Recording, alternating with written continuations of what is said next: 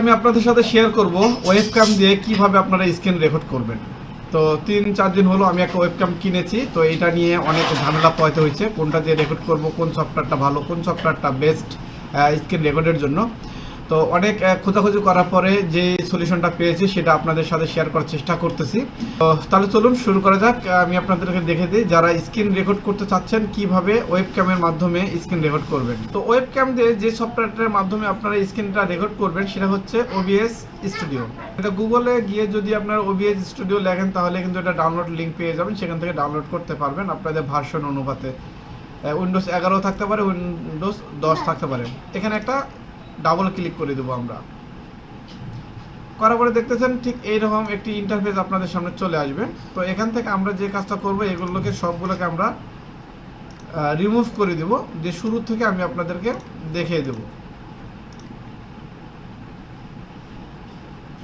ওকে, এখন আমরা যে কাজটা করব এখান থেকে আমরা প্লাস আইকনে ক্লিক করব। আমরা ডিসপ্লেতে যে কাজগুলো করব সেগুলো স্ক্রিন রেকর্ড করার জন্য আমরা এখান থেকে ডিসপ্লে ক্যাপচারটা ক্লিক করে দিয়ে ওকেতে ক্লিক করে দেবো।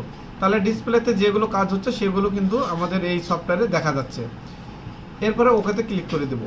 পরবর্তীতে আমরা আবার প্লাস আইকনে ক্লিক করব, করার পরে দেখতেছেন ভিডিও ক্যাপচার, এখানে একটা ক্লিক করব। ক্লিক করার পরে এখানে ওকেতে ক্লিক করে দেবো।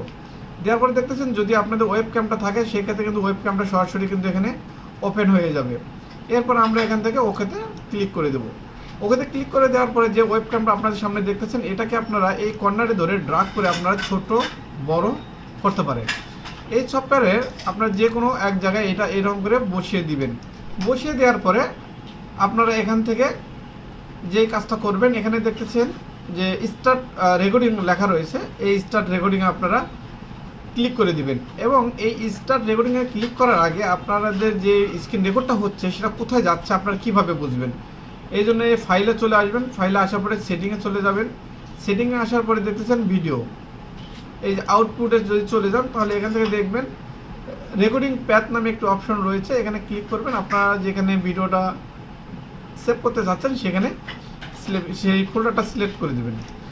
এরপরে দেখতেছেন এখানে রেকর্ডিং কোয়ালিটি আপনারা HD নিতে পারেন, সেম নিতে পারেন বা বিভিন্ন ধরনের রয়েছে। আমি এখান থেকে হাই কোয়ালিটি দিয়ে দিলাম এবং রেকর্ড ফরম্যাটটা আমি এখান থেকে দিয়ে দিলাম MP4। এরপরে জাস্ট ওকেতে আমি ক্লিক করে দিলাম। ওকেতে ক্লিক করার পরে আপনারা এখান থেকে দেখতেছেন স্টার্ট রেকর্ডিং রয়েছে, এই স্টার্ট রেকর্ডিংয়ে আপনারা একটা ক্লিক করে দিবেন। তাহলে দেখবেন আমরা যে কাজটা করতেছি সেটা কিন্তু এখান থেকে অলরেডি স্টার্ট শুরু হয়ে গেছে। আমরা যদি এখান থেকে একটা মাইনাস করে দেই আমাদের যে সফটওয়্যার আমরা যে কাজ করব আমরা সেখানে চলে যাব। ওকে, এখন যদি আমরা যে কোনো সফটওয়্যারে কাজ করি বা যে কোনো ওয়ার্ডে কাজ করি বা যে কোনো স্ক্রিনের উপরে যেটা আমরা কাজ করি না কেন সেটা কিন্তু আমাদের এখানে রেকর্ডিং হয়ে যাবে। তো দেখতেছেন আমি গার্বাজ সফটওয়্যার থেকে একটি প্যান্টের ডিজাইন করার চেষ্টা করতেছি। তো এটা কিন্তু আমাদের স্ক্রিন রেকর্ডে কিন্তু উঠে যাচ্ছে। স্ক্রিন রেকর্ডটা কমপ্লিট করার আপনার কাজ কমপ্লিট হয়ে যাওয়ার পরে আপনার যদি এটাকে স্টপ করতে চান তাহলে অবশ্যই আবার OBSটা আপনার বার থেকে ওপেন করবেন, করার পরে স্টপ রেকর্ডিংয়ে ক্লিক করে দিবেন, তাহলে দেখুন এটা স্টপ হয়ে যাবে।